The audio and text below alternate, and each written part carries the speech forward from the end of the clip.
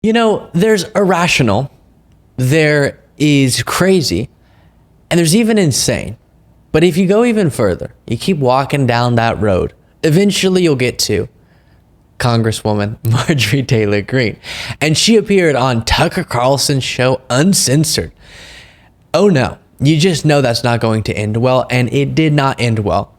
Some insane stuff here as I'll walk through and I'll respond as we go through these different clips. First, for context, the caption that Tucker Carlson put out on this post was, "Is Speaker of the House Mike Johnson being blackmailed to do the bidding of the left?" Yes, a notable liberal, Mike Johnson. It certainly seems that way. His colleague, Marjorie Taylor Greene, explains an exclusive from Tucker Carlson about the blackmail. Now, we're going to get to Marjorie's horrible rhetoric on Ukraine. We'll get to her and Tucker floating some bonkers theories and speculating about Mike Johnson's personal life. And then you'll hear up front here, Marjorie Greene calling for the defunding of the police, federal law enforcement, and something that's just so incredibly dangerous for the rule of law, which is that she wants her political movement and she wants to use her political power to punish organizations, specifically law enforcement entities, that dare to enforce the law if that means harming Donald J. Trump. And so this is what we're talking about when we say the unraveling of the rule of law, the deterioration of dedication to our justice system, all because the dear leader, the dear orange man, is being held accountable. So here's the first clip. He did nothing to secure a border. It's the number one, referring to Mike Johnson, issue in the world. He completely changed who he was, funded the FBI, gave him a brand new building, fully funded the Department of Justice that is persecuting everyone on the right and actually targeting our presidential candidate for election this year, literally trying to put him in jail the rest of his life. We don't know who Mike Johnson is anymore, so there's I can't comprehend it.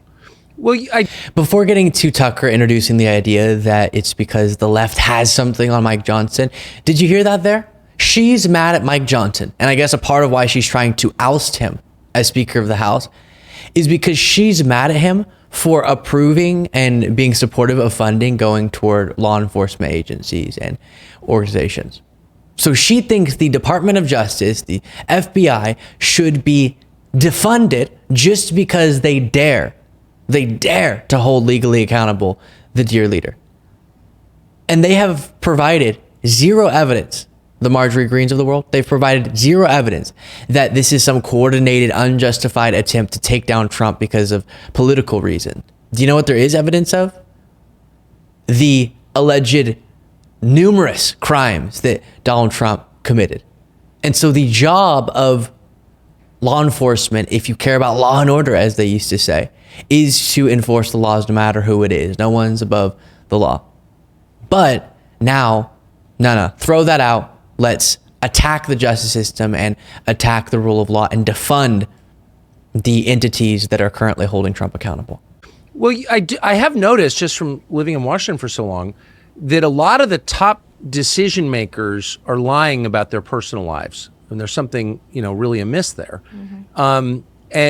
I would definitely say Mitch McConnell would be among those. And there does seem to be a connection between the creepiness of your personal life and the deception around your personal life and your willingness to vote with the other side. I mean, have you noticed this at all? Have you noticed this? Say what you mean. What is it that you're saying, Tucker? What about his private life? This is the thing I mentioned previously about the cowardice of people like Tucker Carlson. They ask all these rhetorical questions and allude out the wazoo to everything, but won't just say what it is that they're thinking. What's going on in Mike Johnson's personal life that you're referring to? Which, given his behavior and how strange some of the things are that he said in the past, I wouldn't doubt it, but I want you to accuse him of something specifically, Tucker. Absolutely. And I think it's something that the American people are extremely aware of because none of it makes sense. Yeah. How do you become Speaker of the House? And let's look at that. It's basically like there's Establishment Washington runs like a company. We could call it the firm. Well, Mike Johnson just got promoted to senior partner at the firm because he has been obeying their every single demand. He funded the military. He funded the military-industrial complex and everything that they want done. Did you hear that? She said he funded the military, plus he funded the military-industrial complex. And with the military-industrial complex, she's referring to Ukraine. And we'll get to more on that a little bit later. But imagine in one interview, a Republican, both calling for the defunding of the police, federal law enforcement, the FBI for political purposes so that they can scare any entity and holding accountable powerful Republicans like Donald Trump, and being mad that the Speaker of the House is wanting to fund the military, is how she originally said that, or funding the defense of one of our allies, Ukraine. Some pretty crazy stuff. Here's another clip. Conservative voting that way, legislating that way, to the Speaker of the House that actually funds that agenda. I mean, what in the world happens? And you can't help but to question, what do they have on him? Is he being blackmailed? What would make this man do this? And I would argue there's something wrong, because every single time I hear him open his mouth, he's complaining about how tired he is and talking about how he only gets 3 hours of sleep at night.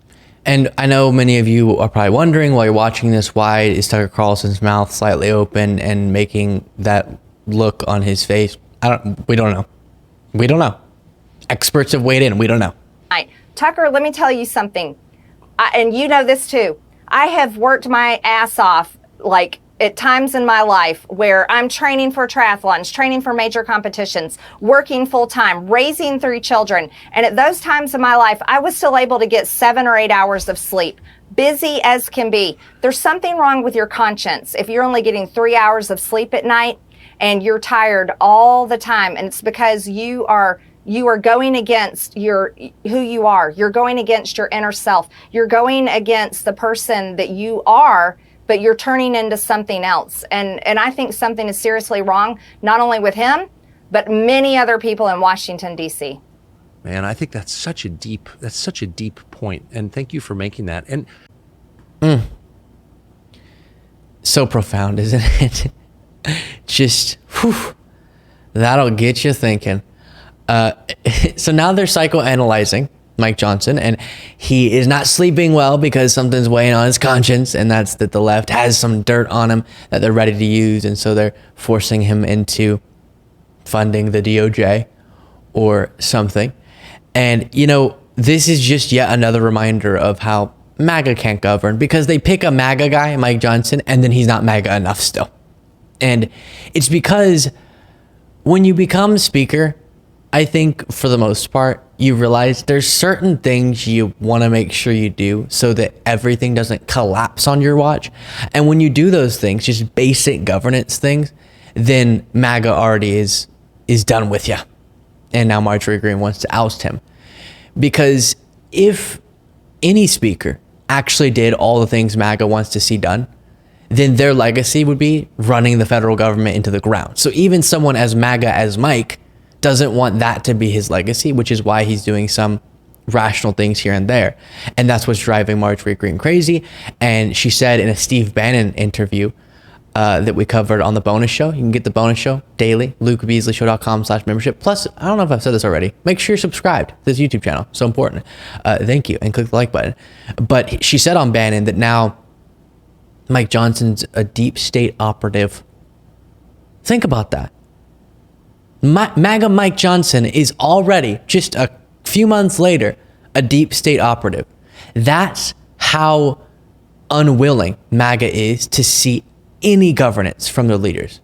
They just want chaos, and they want someone who will be 100% MAGA all the time. And by the very nature of it, you can't do that and still have the government function because of how extreme and radical the MAGA ambitions are. And so that's what we're seeing play out here. Here's a little bit more. Blind. They impoverished Europe. They destroyed the economy of Europe. Mike Johnson and his friends. So last question. Is this actually going to happen? Will this is on funding to Ukraine. This funding go through with Mike Johnson leading the charge after recess? Yes, everything that I've seen, everyone that I've talked to, is this is happening next week. He's going to suspend the rules. He's going to bring it to the floor for a vote. Every Democrat is going to wear their blue and yellow lapel pins and flags and scarves, and they're going to vote to fund that. And we're going to have, a percentage of our Republicans that actually support it will vote to fund it. And it will pass in the House. It will pass in the House. It'll go to the Senate.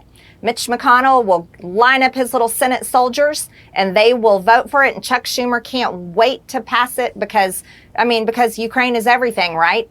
Ukraine is everything. Murdering an entire generation of Ukrainian men is the most important thing that they can do. And yeah, they'll pass it. And then Joe Biden. Ugh. How does she think this would go if we stopped supporting Ukraine? Which, first of all, I won't go through it all again because we've discussed so many times in the past and done debates over and all the different conversations we've had about why, obviously for the sake of Ukrainians, but also if you're just thinking selfishly for the United States and our self-interest, so important that we support Ukraine. But setting that aside, how does she think it would go if we stopped supporting them? Because she's acting like those who want to support Ukraine are supporting the killing of a generation of Ukrainians. Marjorie, Russia's the one invading Ukraine. They're the one aggressing and causing this war to take place. And so it's sick that someone like Marjorie Greene, who's advocating against helping Ukraine defend themselves, would cite that as proof of her argument. Because just think if you're Putin. Right now, you have certain ambitions, and they're horrible. If all of a sudden you hear that the allies of Ukraine are going to stop supporting Ukraine, why on earth would it make sense to you to then go, okay, cool, I'm done then? I was willing to do this while it was more difficult because Ukraine was being supported. But the second I hear that they're not being supported and my ambitions could be more easily enacted upon Ukraine, I'm going to stop it? No, that would motivate him to be more aggressive and try to get more because Ukraine would not be able to defend itself as successfully as they've been able to. So Marjorie Greene citing the horrific human toll of this while espousing Russian propaganda nonsense talking points is really depraved. I'll leave it there, unfortunately, on that note, and I'll talk to you in the next video.